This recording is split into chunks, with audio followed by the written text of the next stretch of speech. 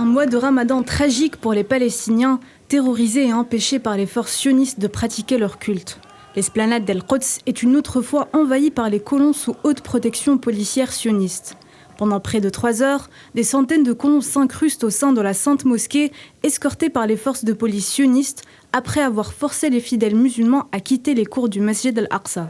Cette prise d'assaut acquiert une sensibilité particulière, elle coïncide avec la Pâque juive qui durera une semaine en plein milieu du mois sacré.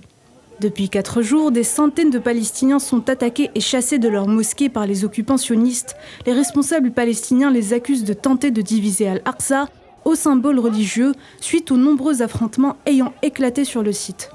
Le Croissant Rouge palestinien fait état d'au moins une dizaine de Palestiniens hospitalisés, blessés par des balles en acier recouvertes de caoutchouc suite aux récentes violences perpétrées sur l'esplanade d'El-Aqsa. Après avoir fermé la mosquée vendredi dernier, l'entité sioniste a fait du 3e lieu saint de l'islam une caserne militaire sous haute surveillance au service des visiteurs juifs, libres d'accéder dans l'enceinte du masjid.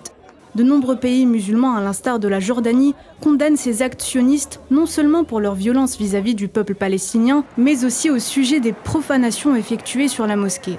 Ainsi, les Palestiniens s'attendent à une autre semaine de Ramadan marquée de tensions.